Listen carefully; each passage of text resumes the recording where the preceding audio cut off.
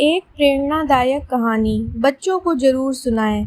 एक गुरुकुल में एक बच्चा था जो कि बहुत ही मंद बुद्धि था।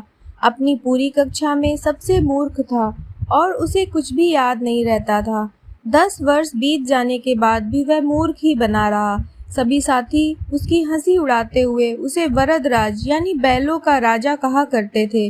दूसरे शिष्यों द्वारा उस बच्चे को चिढ़ाया जाना गुरु को बिल्कुल पसंद नहीं था, लेकिन उन्हें भी ये पता था कि यह बच्चा सीख नहीं पाएगा। अतः उन्होंने फैसला लिया और उसे अपने पास बुलाया। उन्होंने उससे कहा कि बेटा, शायद पढ़ाई लिखाई तुम्हारे लिए नहीं है, क्या पता तुम किसी और काम में पारंगत हो जाओ। अतः यहाँ पढ़ने में अपना समय खराब मत करो और जाकर कोई और कार्य करने की कोशिश करो। मेरा आशीर्वाद तुम्हारे साथ है, तुम्हें भगवान अवश्य कोई रास्ता दिखाएगा।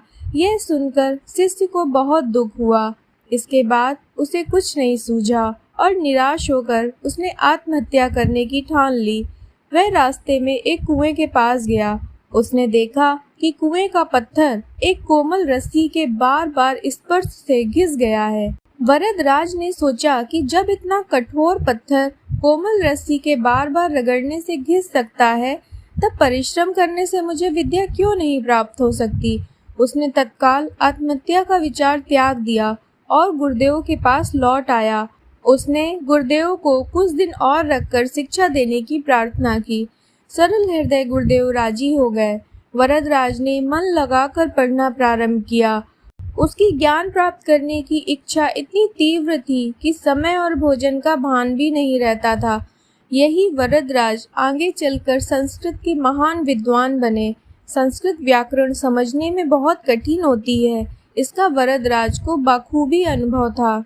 उसको सरल बनाने के लिए उन्होंने लघु सिद्धांत कौमुदी की रचना की। व्याकरण का संक्षिप्त सारांश इसी ग्रंथ में है।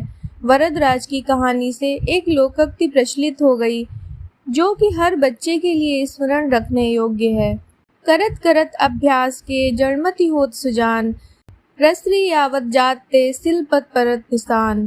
करत करत अभ्यास दोहा के रचयिता महान कवि वृंद हैं। इसमें वे कहते हैं कि निरंतर परिश्रम करते रहने से असाध्य माना जाने वाला कार्य भी सिद्ध हो जाया करता है।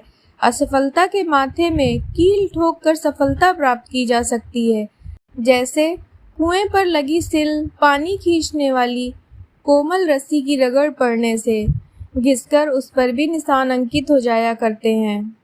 दोस्तों, कोई भी काम असंभव नहीं होता। यदि हम उसे करने का ठान लें तो निश्चय ही हम सफल होंगे।